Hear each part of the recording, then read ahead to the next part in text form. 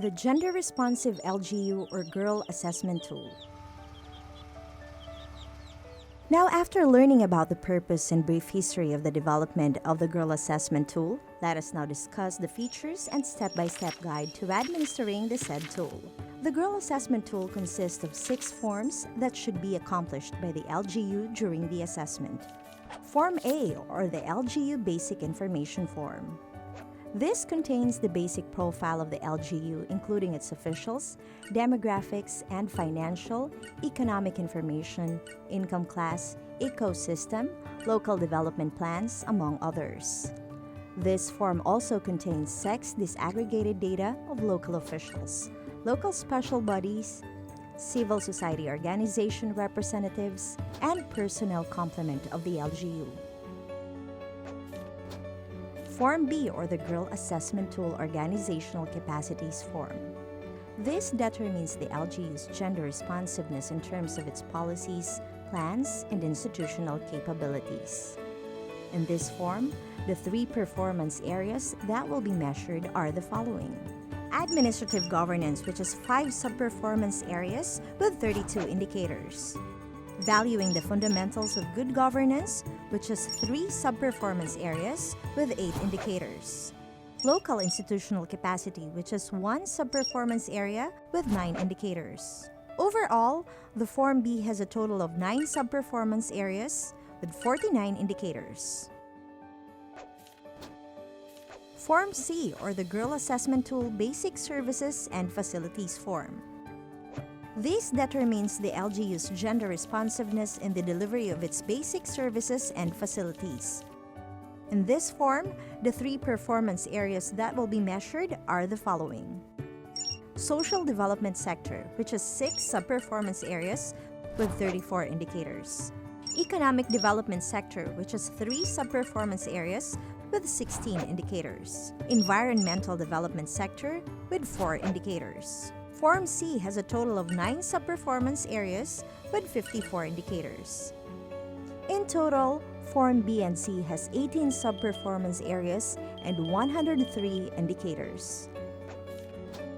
Form D, or the GeRL Assessment Tool Score Sheet, reflects the score per indicators identified in Forms B and C, while Form E, or the GeRL Assessment Tool Rating, summarizes the rating for the main performance areas in Forms B and C.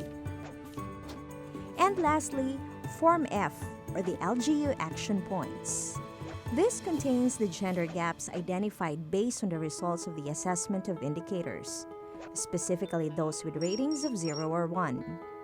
This also includes the specific interventions to address the gaps, schedule of implementation, and responsible LGU office or offices. So who shall be involved in administering the GeRL Assessment Tool? The Planning and Development Office, Chair of the GAD Focal Point System, or the GFPS Technical Working Group, and the GFPS Secretariat play a crucial role in leading the administration of the GeRL Assessment Tool. Specifically, the Planning and Development Office shall direct and facilitate the process of administering the tool. Meanwhile, the chair of the GFPS TWG shall ensure participation of different units and individuals in the LGU and prepares GAD-related documents. And lastly, the GFPS Secretariat shall document the highlights of the assessment and ensure the accuracy and completeness of the information provided by the assessment team. To ensure a more comprehensive administration of the GeRL Assessment Tool, representatives of the relevant LGU offices are also required to be part of the assessment team. Other relevant LGU personnel and CSOs may be invited to provide inputs and contribute in the assessment. It is advised that roles, functions, and corresponding tasks of participating offices and groups must be clearly defined before the actual administration of the GeRL Assessment Tool. And now, we will proceed to the step-by-step guide to administering the GeRL Assessment Tool. First, the LGU must agree on the period of assessment, which is at least 3 years prior to the assessment year.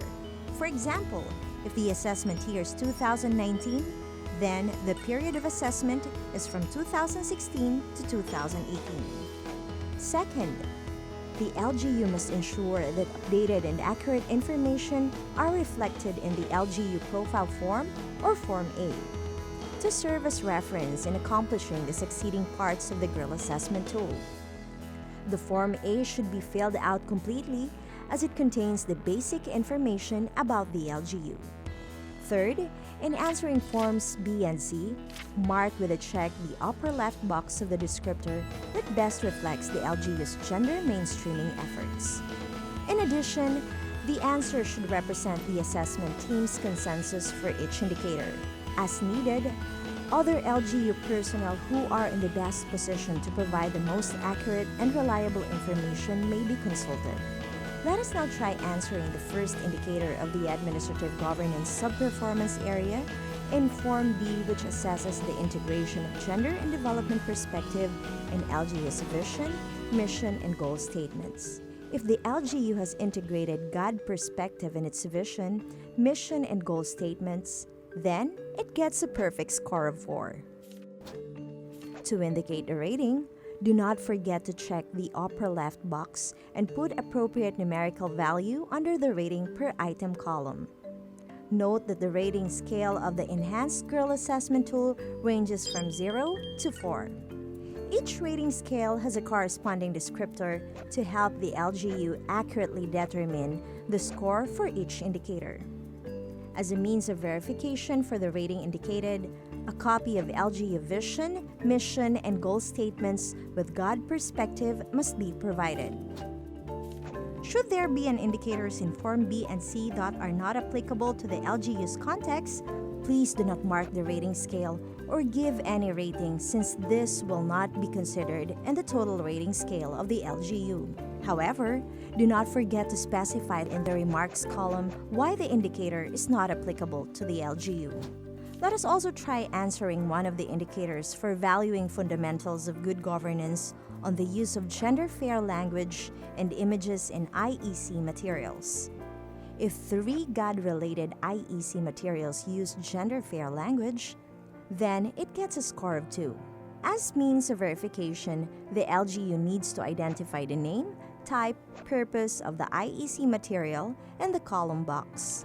The same process applies in answering the local institutional capacity sub-performance area. If LGU has no GAD office or unit, then it gets a score of 0. The LGU needs to explain on the MOV or remarks column why it does not have functional GAD office or unit. Let us also try another example by determining the LGU's rating in one of the indicators under the social development sector of Form C, specifically on the availability of RPRH services and facilities for adolescent and youth. If 3 RPRH services and facilities are provided by the LGU, then it gets a score of 3. Please do not forget to put a check on the items that apply in the indicator. If the services and facilities are not identified in the indicator, LGU must clearly specify the kind of services or facilities for verification purposes. Let us now answer the Economic Development Sector Sub-Performance Area in Form C, which looks at the availability of Livelihood and Enterprise Training Program for women. If the LGU has 3 types of livelihood and enterprise training for women, then the rating is 2. And lastly, let us answer the indicators under the Environmental Development Sector. One of the indicators asks for the availability and use of sex disaggregated data, or SDD, on disaster and natural calamities in planning and program development. If the LGU regularly collects, updates, and uses SDD on disaster and natural calamities in planning and program development, then it gets a perfect score of 4. Similar with the previous examples, the numerical rating is reflected in the rating per item column and should be accompanied with the corresponding or required MOVs. Fourth, after accomplishing Forms B and C, the LGU will then compute the sub-average and total average scores to get the overall rating. Let us now compute the scores in Form B. To get the sub-average score, The LGU adds the score of each indicator in the sub-performance area and divide by the total number of indicators of the said sub-performance area. To get the average rating, get the total of the sub-performance area's sub-average scores divided by the total number of sub-performance areas. In order to get the total average score, or TAS, of each of the main performance area of Form B, add all the average scores in the main performance areas and divide it by 3. The same process applies in computing the total average score of Form C. Finally, the overall rating can be computed by getting the total average score of Forms B and C divided by 2. Fifth, after getting the overall rating, remember to transfer all the scores obtained in Forms B and C to Forms D and E for GeRL Assessment Tool summary of rating.